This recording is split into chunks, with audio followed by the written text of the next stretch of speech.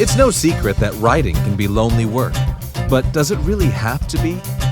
Whether you're full-time, part-time, or just starting out, you'll get insights into the tricks, tips, and production habits of writers from every level of the biz.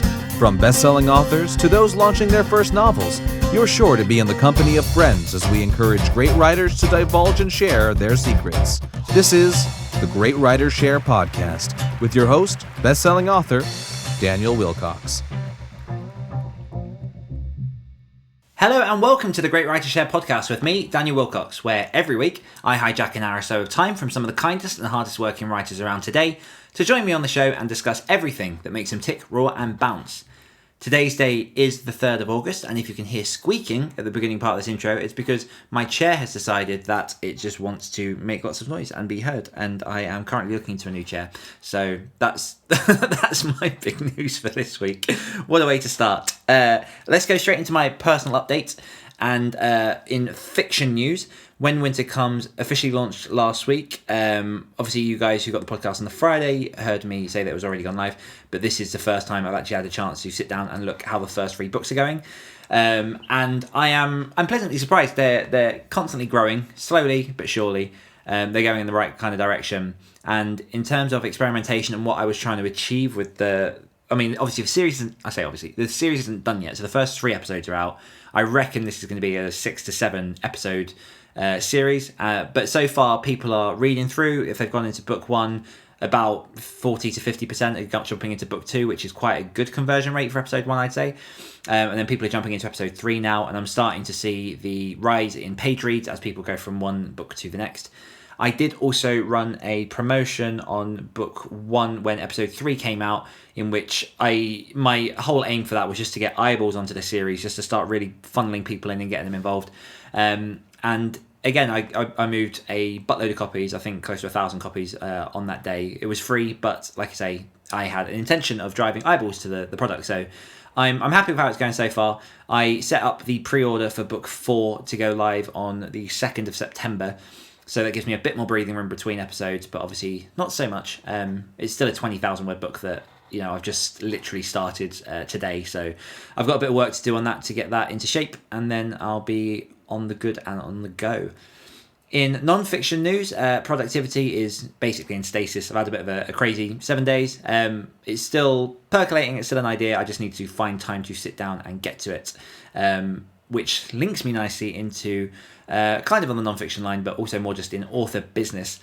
Tomorrow will be the first day that myself and Sasha Black, who is my co-host of the Next Level Author podcast, sit down face-to-face, meet each other in person. Sasha's coming to my house, and we're going to have a strategy day for our author businesses, which I'm really, really excited for. I think, I don't know what it is. I used to hate this kind of stuff. I used to hate the planning. I used to hate, sitting down and talking corporate and all that kind of BS. Particularly when I was in management or middle management in my former job. But I found that particularly when it pertains to my own author business, having a plan to move ahead is literally the only way you can move forward. And having a chance to sit down with a fellow author who's also trying to achieve big things, I think we're very, very similarly minded, even if we've got slightly different directions of what we want to do. It's exciting, and I'm very, very intrigued to see what will come out of the end of those sessions. Coming for the full day, we're going to plan different bits. We're going to record a podcast episode live and in person, which is also very exciting because that's something I haven't done before. Tell a lie. No, I did. I did one back in 2017 with Luke live at a Comic-Con, which was fun. But it's been a long time since I've done that. But yeah, so that's hopefully after tomorrow, I'm going to have a crystal clear vision on what's going to happen in the next 6 months to potentially 5 years. Scary, but also very, very exciting.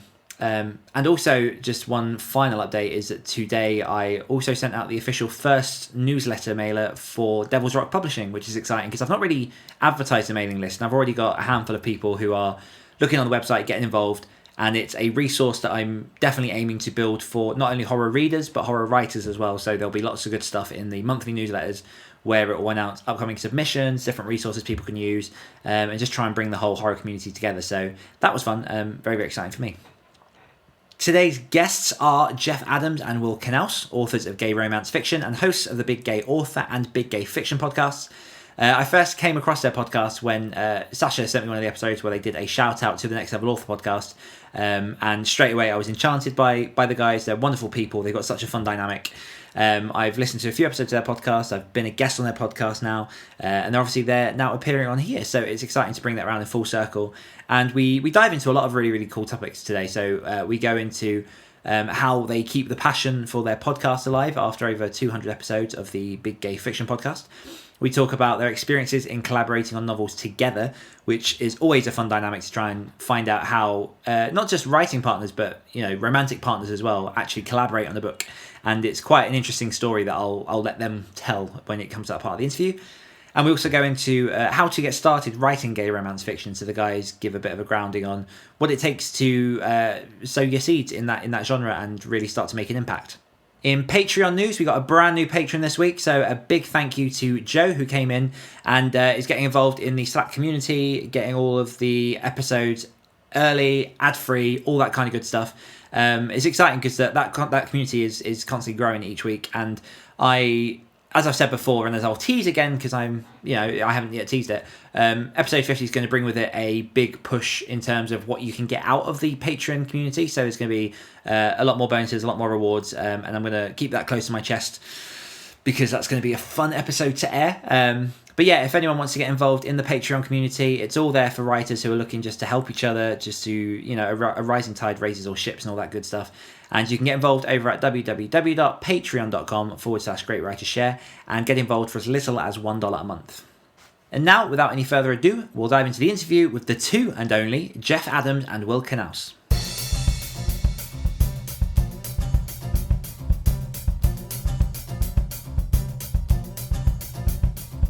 Jeff Adams and Will Knauss are both writers of gay romance fiction, as well as the hosts of both the Big Gay Fiction podcast, a podcast aimed at sharing their love for gay romance fiction, and the Big Gay Author podcast, in which they document their journey to full-time writerdom, interviewing successful indies along the way. Jeff and Will are a powerhouse couple in both business and life, residing in Northern California after more than 20 years of marriage. Jeff and Will, welcome to the show. Thanks for having us. Yeah, this is going to be fun. Can't wait. Yeah, I'm excited to have you guys. It's rare that I actually have pairs of people come on board. Normally, because with Zoom restrictions and everything else, it's a nightmare to navigate. But obviously, when you live together and you have a life together, it makes it a lot easier on my end. Mm-hmm.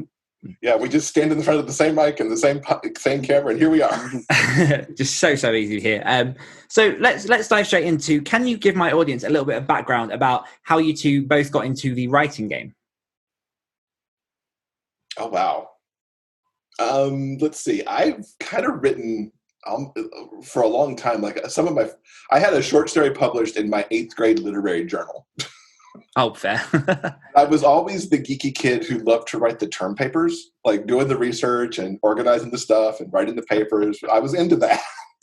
I'm laughing so hard because I was the exact opposite. And I actually studied journalism in college and was a journalist for a number of years. So there's always been writing there. Took some creative writing in college, started a literary magazine with a college friend that he still runs like some 20 years later. Wow.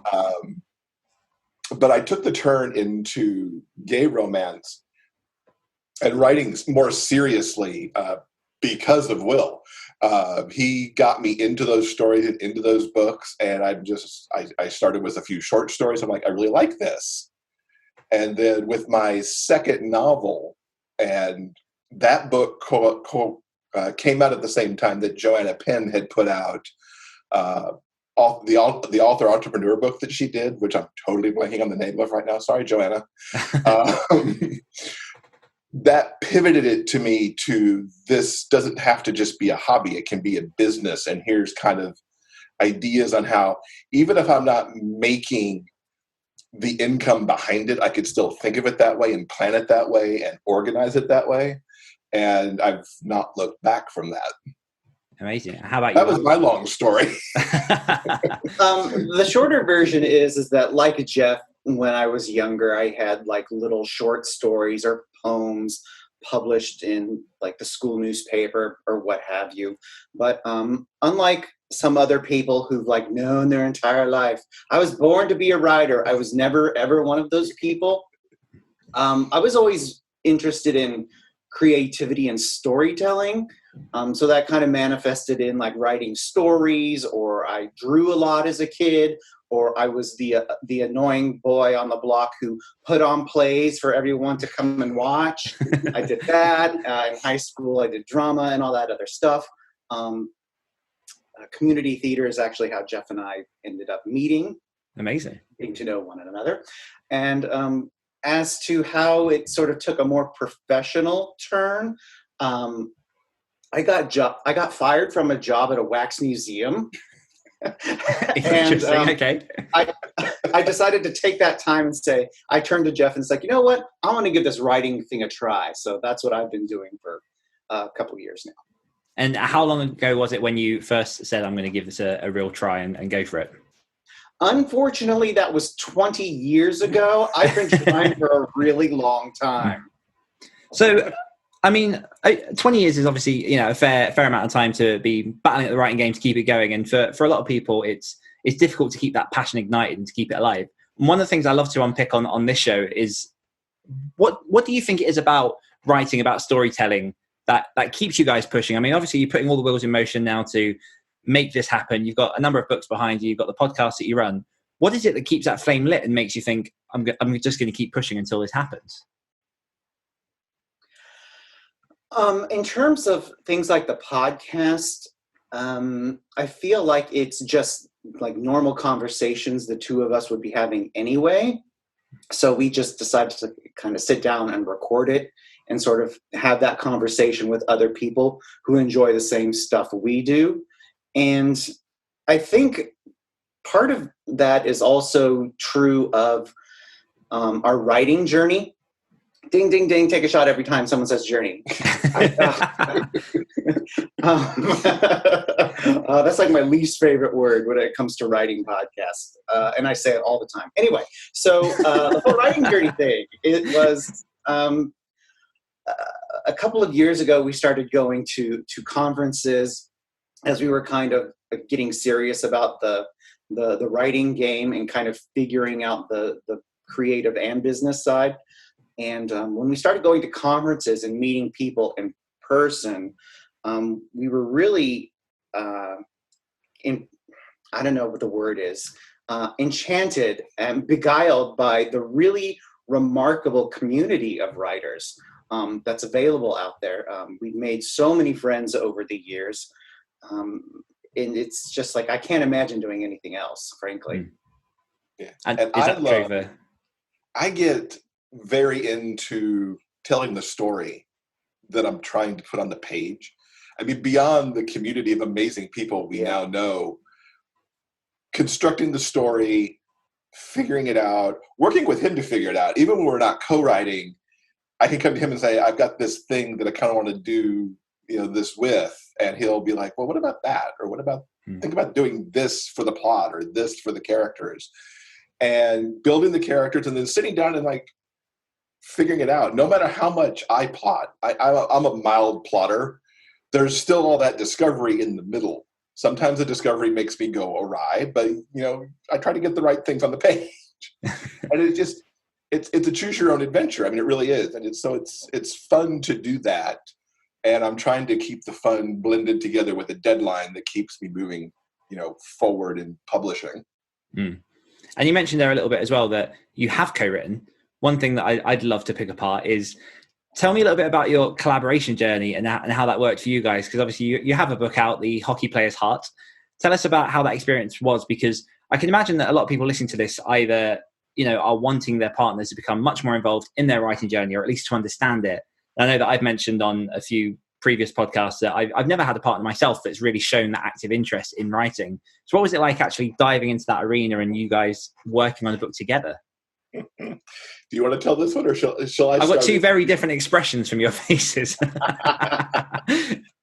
Well, when it comes to involving your loved ones in your author business, don't assume that they're automatically going to have either the same passion or the same understanding that you have of your particular situation and where you are in your author journey. But when it came to the two of us sitting down to write a book. It went really, really well. We were very happy with the process. That book that you just mentioned, The Hockey Player's Heart, we sat down and had a lot of fun kind of working out the story beats and the outline. Jeff went ahead and tackled the first draft. I went over it and did a good part of the editorial process when we handed it into our publisher. And at the end of the day, we were really happy with the end result. And so far, knock on wood, people have enjoyed that book as well. And when we sold that first book, it was part of a proposed trilogy.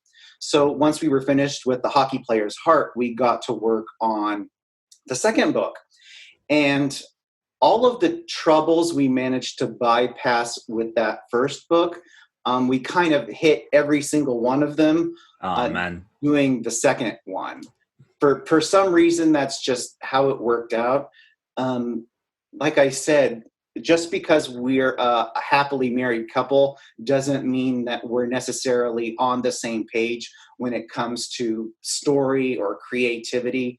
And at the end of the day, we both unfortunately approached that book from completely different places, and the end result was a bit of a mess. And unfortunately, it was just, that's going to end up being a trunk novel, I think, for a long, long time. Yeah. Would you be happy to elaborate on that slightly? What were the particular pitfalls? I mean, obviously, you don't have to say if it's I don't know if it's a sensitive subject or anything, but oh no, we made peace with this, and I can't even say that we fought about it. I mean, it was really like, yeah, this went awry, and let's learn from it. Yeah. And I think one of the key thing that went wrong goes back to that discovery that I talked about. Right? We had our plot points.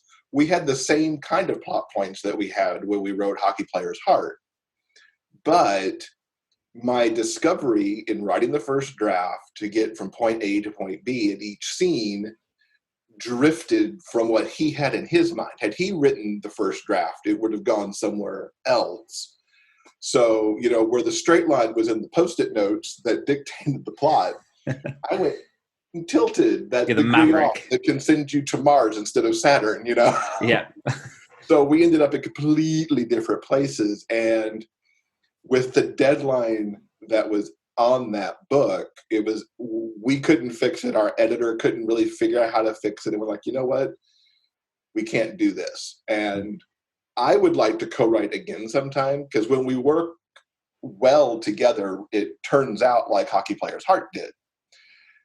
But we'll have to modify our process a little bit before we can give it another go. Yeah. Must be really interesting to have those two different perspectives from that series, in which one, like you say, went absolutely swimmingly, smoothly, whatever you want to call it, and then the other one did hit those roadblocks. Must be it'll be an interesting experience to see how you tackle going into that next collaboration. Is that something that you guys are talking about, or is that just completely tabled for now until later? Well, from the various world events that have been going on in 2020, we've been kind of light on our feet when it comes to sort of planning the publishing that we're going to be doing in the next couple of months. So whether we ever come back to that particular book or decide to co-write again, that's probably a year or more in the future. Yeah. Yeah. All that I've got projected at the moment, I'm working on a Christmas novel, which current listeners to Big Gay Author Podcast know we've been breaking down Gwyn Hayes' Romancing the Beat, which elaborates plot structure for romance authors to an extraordinary degree. So we've been breaking that down and then talking about the book that I'm plotting for as a Christmas book to release this year. So that's going to happen. And I've got some re-releases that I'm working on that'll kind of get me through the rest of this year, trying to put my backlist back together again. So it's at least 2021, I think, before more than my Christmas novel gets out. And he's certainly influencing the plot of the Christmas novel. But it won't be a co-write. The one thing that we have turned out is a small piece that's gone into an anthology that's coming out in July. It's called the Heart to Heart Anthology. It's volume 4 of this book, which is a collection of romance authors who get together and support charity. And they approached us to join this for their 4th volume because there's a podcast at the center of it. So we created the podcast character and Amazing. wrote that story, which kind of bookends the volume. His stories there, that story starts at the front and finishes in the back with these other, I think it's 16 stories in the middle. Wow. So, sounds like a lot of fun. Just before we move on from the collaboration, just because you know me, I'm interested in all this kind of stuff. How did you? Got the collaboration book coming I know. out. I know. How have you dealt with any sort of residual readers waiting for that next book? Have there been any sort of complications there with people asking where it is, or has it been kind of? It surfaces, and we're honest. We're like, you know what? That's while we planned it, and because as we were promoting that, we were talking about that. You know, Dimitri was getting the next book. And even to this day, people read it and go, you know, I think Dimitri would make a really good second book. And we're like, he sure would. Maybe someday. Some point, just not yet. So talk to me a little bit about your podcast as well, because, I mean, you guys were nice enough to shout about the Next Level Authors podcast with myself and Sasha, and you guys are really sort of open and friendly with sharing other people that you've been listening to, and I think that's a fantastic thing to have in the community. You seem to just sort of completely indulge yourself in everything that is all story and the stuff that you love. How did the podcast come into being, and what does that serve in terms of what you're trying to achieve with your writing? Well, the Big Gay Fiction podcast is coming up on its 250th episode, and Congrats. We'll celebrate 5 years in November. And it really started because we love that genre. And while there were plenty of blogs out there reviewing the books and hosting the authors for, you know, promotional stuff, there wasn't a podcast in that niche. There were romance podcasts out there, but nothing in that niche. So we're like, let's start a podcast, as one does. And just really kind of bootstrapped it up. It's morphed over time. I think when we started it, it was going to kind of serve readers and authors. And that was kind of in our initial mission statement for the show. Like, we had Joanna Penn on like somewhere in the 40s of that podcast. But over that first year, it was like, this should really be more reader centric and talk about books and have authors on talking about those books and become that kind of show, which is really tremendous because it's so great for us to talk books with other authors. It's fun and the listeners seem to enjoy it. For us, it's also kind of a marketing tool, because if you like the books we're talking about, you might like ours too. So, we certainly, drop in as advertisements, our books into the show. So there's always some idea of, go read this book by us, because you might like that. And it's been an amazing, almost 5 years now. And what are the challenges with running a podcast like that for 5 years? Do you ever hit sort of blocks where you're wondering where the next is going to come from? Or have you now accrued this sort of community of people that are ready to come on and just speak to you?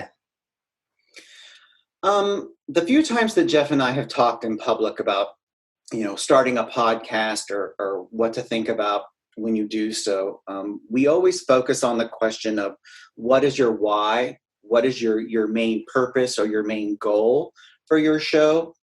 And over the years, like Jeff said, exploring the genre we love has primarily been our why. So that's never really been into question. I mean, there have been some rough patches where we kind of question our ability to keep things going the way they are, or we feel like things are getting stale and we want to come up with new ways to keep it fresh. When you have something going on every single week for 5 years, there's eventually going to be a few growing pains, but you kind of just work through that and figure out what's going to keep you interested, as well as, keep delivering for your audience. Yeah, and there was certainly with everything going on in the world, there were, we had our discussions of, is the podcast relevant in this time?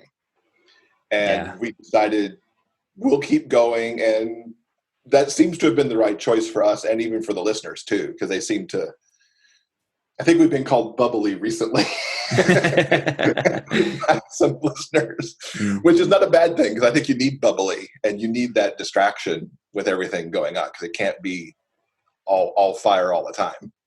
Yeah, I think we all went through that when COVID first hit and everything sort of got unsettled and everything. I think a lot of people were saying, should I be focusing on other things elsewhere? Is this going to be needed? But ultimately, I think the entertainment that any podcast provides and sort of the relief to the listener, I think was worth sticking through to. I'm actually not sure if many people, if any, that I'm aware of, that did end up taking that break and stopping. I think most people did power through in the end. I think so. Yeah. Talk to me a little bit about writing romance, and obviously specifically writing gay romance, because I'll be honest, I know nothing about the romance genre at all. All I know from what I hear on the grapevine is that it's a very voracious reader base. But again, that could just be, the thought pattern that just gets spread by people not in the know. What does it mean to write gay fiction, gay romance fiction? Well, that's a big question. Right. What does it mean? I'm not sure. I mean, as to the question of why we do the podcast, I think it's up to each individual author why they write in whatever specific genre they choose. And I'll speak for myself. I think the gay romance genre is something not only that I love reading, but I love writing because it gives a happily ever after to people who have not traditionally found that, especially in fiction or stories from the past. I personally really like non-angsty, very light and fun contemporary romances. There are other writers who swing the complete opposite direction, and they want the two heroes to go through hell in order to find their happily ever after. And what's really wonderful about the romance genre is that there are room for all of those people and all of those stories. It's such a enormous umbrella category of fiction that there's a home for everybody, and a book for every reader taste, which I think is kind of remarkable. I think that happens to a certain degree in other genres. There are certainly different flavors of sci-fi, and Dan, of course, you can speak to the different flavors of horror that are available out there. But I think romance is pretty special in that it is so large and so open to so many different people and experiences. What would you say to someone who might be listening to this podcast and is thinking about getting into the genre, but isn't sure about the best way to approach putting their stamp into it? What would you say to that writer? Pay attention to reader expectations. Romance is not a place where you can decide to reinvent the wheel. There are authors out there, especially new ones, who are like, I'm going to write this kind of love story, quote unquote, that may not fit the beats the right way. And especially getting to that happily ever after. You may write a great love story, but if they don't have that happily ever after bow on the end, it's not a romance. And that's, agnostic of if it's a gay romance, straight romance, whatever. If it doesn't have that HEA or at least a happy for now, the readers are going to go, that's not a romance. That's not what I signed up for. And that's one of the reasons, like, we're breaking down that Romance in the Beat book on our show, because that is the roadmap to make a romance. And you can leave some of those middle beats out, but you at least need to understand that roadmap, because it's what readers will expect. They'll look for that. Here's this turn, here's that turn, here's the midpoint, here's the breakup, boom. And if it's not there, you need to understand what you're leaving out and how that may impact that reader experience. What are some of the best ways to build a following or to embrace yourself in the community in the romance genre? That's another big, wide-ranging question. I mean, there's not a better community around, especially gay romance. We've ventured a little bit into the broader romance community, and there are also some extraordinary people in that community. But looking at gay romance, never has there been, in my view, a more welcoming and open and community willing to help. One of the most successful authors in our genre actually put on an author education event this year. Unfortunately, it ended up online because it was right in the middle of COVID. But I mean, she took time away. It easily cost her a book, and in my view, maybe two by the time she had to pivot around all the COVID stuff.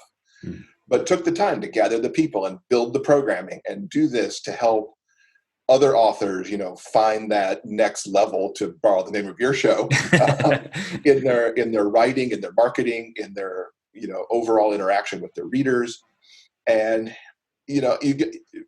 take the leap to ask for help, but maybe a little hat in hand. Don't just be like, read my book, help me. But there's help out there, and if you just ask politely, you're going to find a ton of people who will come and answer your question, and then just pay it forward. When you get the knowledge, start paying it forward to other people and being out there to help other people, because it is a big, helpful community.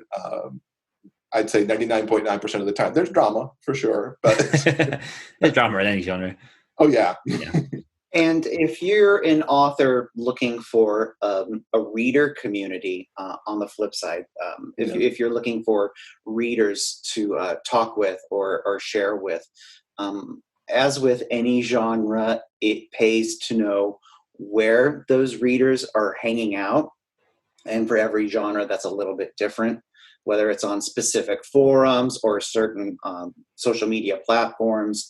A lot of the romance community is on Instagram. A lot of reader groups are on Facebook still, after all this time. So kind of knowing and understanding your genre. I think it's not a particularly smart idea to look at some of the statistics and go, well, romance writers, they're making all the money, I'm going to write one of those. That's a particularly stupid idea, especially if you don't understand the genre or have never read the genre. And that advice, of course, goes for whatever you're choosing to write. Knowing and understanding it, and as Jeff said earlier, reader expectations, knowing what those are, that's always a good starting point. Yeah, I've seen a few author friends of mine who have tried to get into the romance genre and then crashed and burned because they were just seeking the money, and obviously that's not why you should get into any genre. So, what does your writing process look like? I mean, feel free to talk about obviously pre and during COVID. Boy, COVID really... It screwed everyone. Well, and for us, like, it was a continual layer of just like thing after thing after thing has happened, and COVID just kind of piled on top of it. Going back into last fall, we ended up separating from our publisher for reasons we don't need to go into here, but it really disrupted huge plans. Like, I personally had plans there through 2021, and it all got upended. And then around Christmas last year, Romance Writers of America kind of blew up rather spectacularly. So there's another thing that just plopped in there. And then we get into the new year, and then we're doing COVID, and and so it's just like a string of stuff. And I managed to put a book out in the middle of COVID, which was like crazy, but I did it.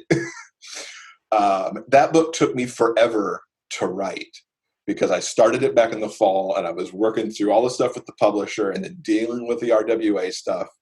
So that book took me easily twice as long to write as it should have. Now I'm hoping, as I get into this Christmas book, and on video, if this is on video at all, you can see all those Post-it notes on the closet door back there.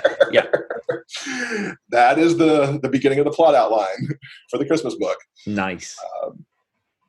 I'm hoping to really get back into writing like I want to write. So it's doing that plotting. I just did Jay Thorne's Supercharge Your Scene challenge. Yes. And that was kind of revolutionary for me, how he laid out scene.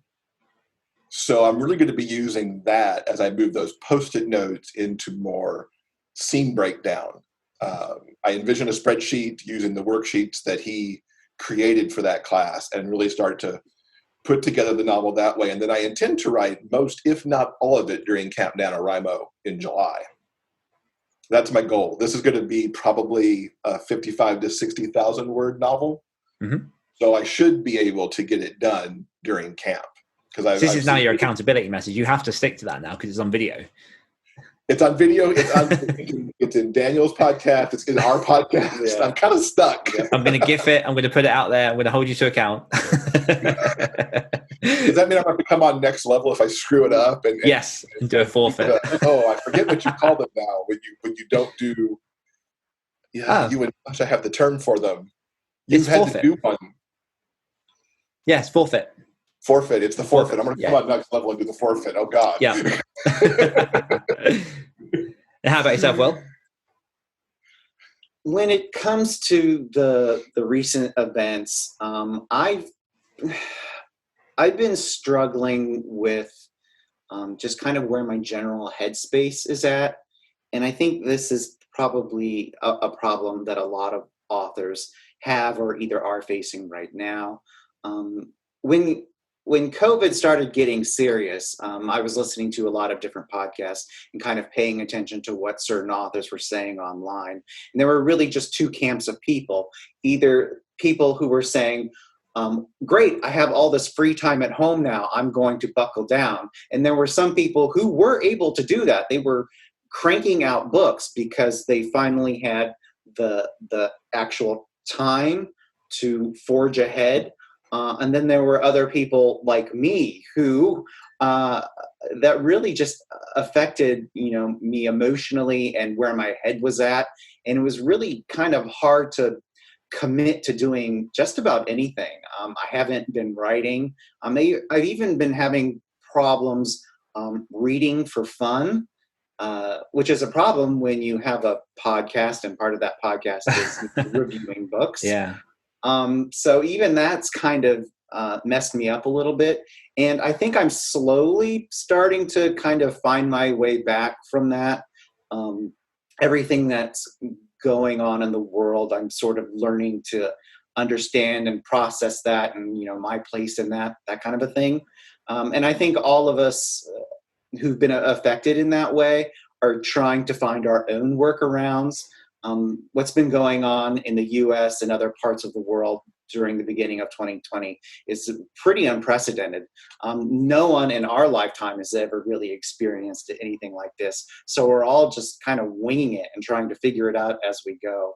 So whether you are one of those crazy, amazing, productive people, or you're still kind of struggling and trying to figure it out, that's okay, because I think that's where you need to be right now. So. Absolutely. And I think that I probably sit between those camps because I'll have a few days of stupid productivity and then I just crash and just it's really difficult to try and find the mojo to get back into it. But you're right. It's one of those things that I think even at this point when we're 3-4 months into all this COVID stuff, I think it's very easy for people to forget that this is weird and that it is still a heavy thing that might weigh on you mentally, even when you're trying to just go about your day, because at this point nothing is normal yet. But hopefully we'll get back to that point at some point. I do have one more main question before we jump into some questions from my patrons. And that question is, and we can take it sort of one at a time if you want to, why do you write? I'll go first. You want to? That's not fair. We ask that question all the time. I should have an answer for this. We ask that of our author guests a lot. Why do I write? Well, like I said, I haven't been writing an awful lot lately, but I think it all boils down to me, like I mentioned before. I'm really fascinated and have a love for storytelling in general, no matter what form that ends up taking. So I think I really like just exploring characters in different situations and what that means as they kind of work through their stuff. I really geek out on not only writing and craft, but also the business. I'm kind of a weirdo because I like all of that stuff. Everything like associated with writing, I find deeply fascinating. And the proof of that is my podcast app. It's filled if there is a writing podcast, I have literally listened to every single one and every single episode. Amazing. I just find all of that stuff really fascinating. For me, I think it's become really honed down on wanting to tell stories with LGBTQ characters where the fact that they are LGBTQ is probably the least interesting thing about them. My first book, my first trilogy really dealt with the coming out of some characters.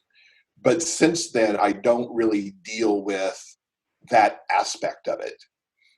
They're out, they're happy, they're proud. There may be side characters who are going through stuff, but my main characters are out and proud and out in the world.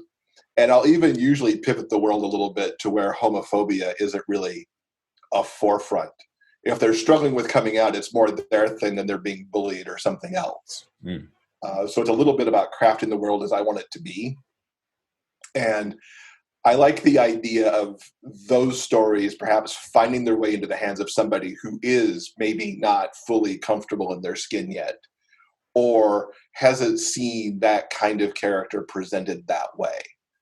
And it really, that's kind of what keeps me driving forward. It's fun to write the stories and it's fun to create these characters and whatever they're going through, but to hope, to try and hopefully get occasionally just the note that, somebody enjoyed what I gave them and it helped them through something, or it gave them a different perspective or offered them a little joy. That's the cool part. I'm going to betray my own rules here and add an extra question just because one popped into my head and it's incredibly selfish and centers entirely around my own writing. So I've heard a lot of people who come out and basically say that you shouldn't write gay characters unless you are from the gay community, that kind of attitude. If I was to look at writing a gay character within my stories, what are some of the pitfalls that I might come up against, or what are some of the red flags that I might hit when trying to write a gay character? Well, here's the thing. If you think it's important for a character to be gay, for whatever reason, I think you should go with it and explore it. And instead of listing off a whole pitfalls or things to think about, just make them human. That's all you really need to do. Make sure your character is human. That goes for every single character that you write. So that's the only advice I would say. If you are a straight cisgendered person who is writing outside of your experience, just make sure they're human.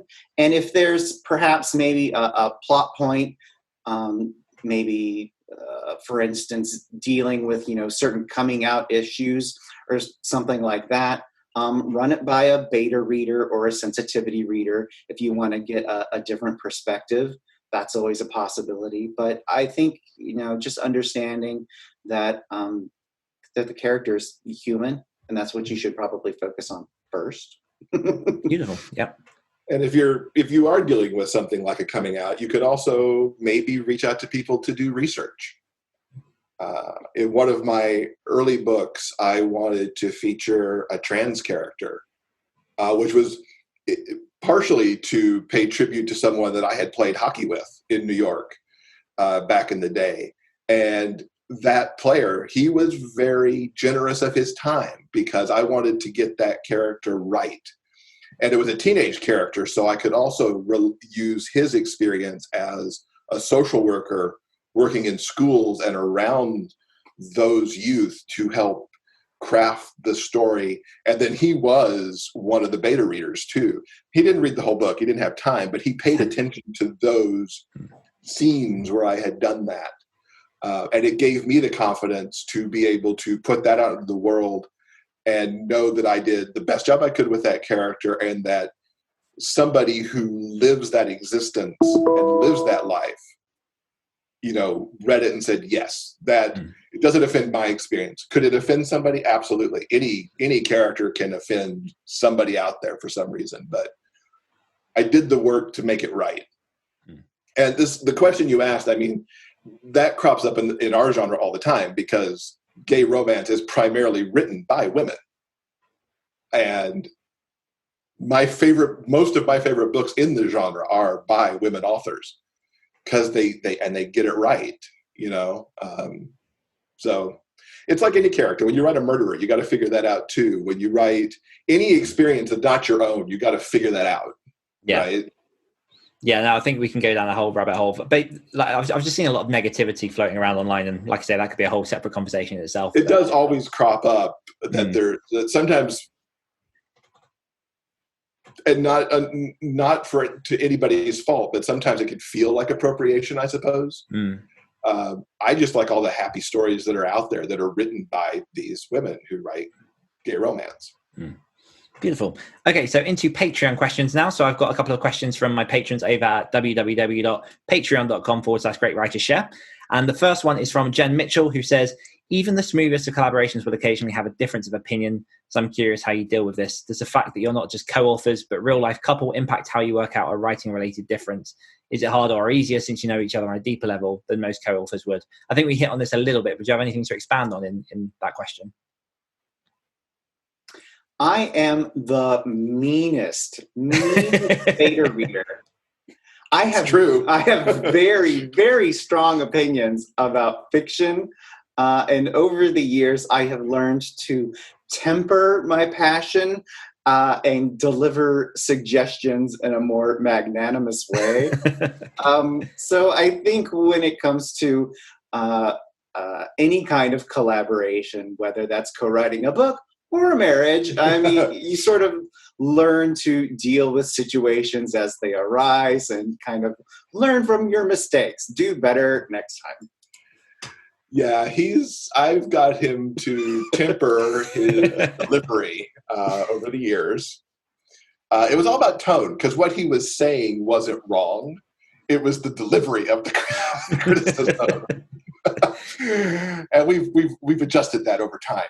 And I also take it in better now, I think, too, because I have especially over the last like 5 years or so, really appreciated the work that like a developmental editor can do. And like the first time I had a hardcore developmental edit, I felt like I'd been punched.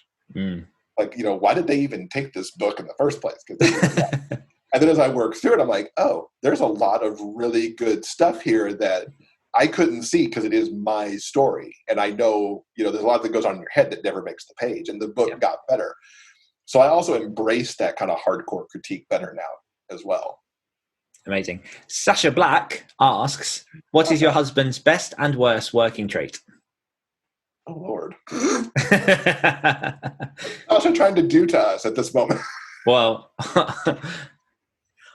Jeff doesn't have any negative working traits. He is, I think I'm trying to come up with the exact word is going to be hard, but I've never met anyone who is so, when a task is set before him, there's no messing around. There's no equivocation. There's no procrastination like me. He just sits down and he does it. It's nothing fancy or dramatic. He's just like, oh, I've got something I need to accomplish. I'm just going to do it. Which I think is remarkable and is not a quality I possess by any measure. So yeah, you're really good at that. I can be, yeah. I mean, yeah, in general, that is it. Like I've got this stuff to do and I need to do it and I'm going to get it done. And that just happens.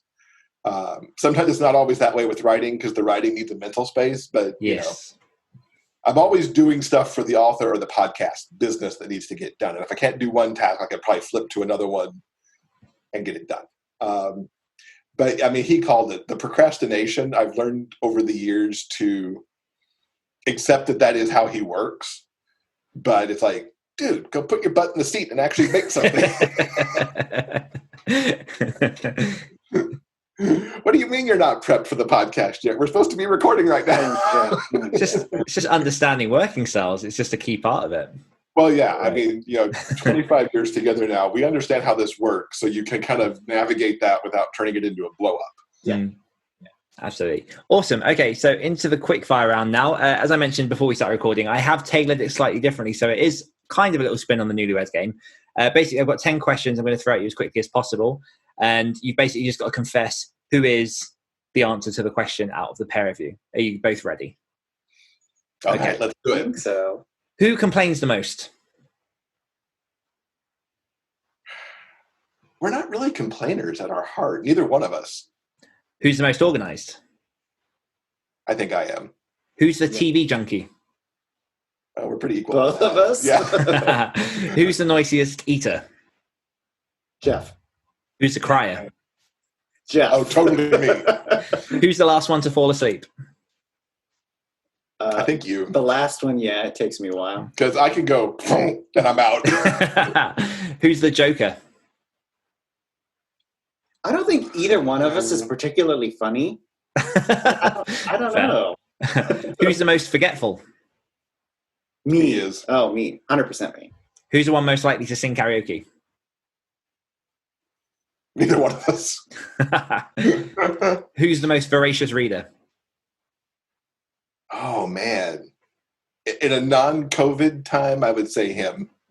Awesome. That's 10 questions. One bonus question is, where can my listeners find out everything about you guys and all that you're working on? Probably the easiest central hub is jeffandwill.com. Beautiful. And I'll put that in the show notes for anyone who wants to access that. And thank you so much, guys, for coming on the show. It's been a pleasure actually getting a chance to talk to you. Yeah. Thank you so much for having us. It was fun. Thank you. No worries. And thank you everyone for listening, and I will see you next week. Thanks for listening to this week's episode of the Great Writer Share podcast. Next week, I'll be joined by first-time author and co-host of the Self-Publishing Formula, James Blatch.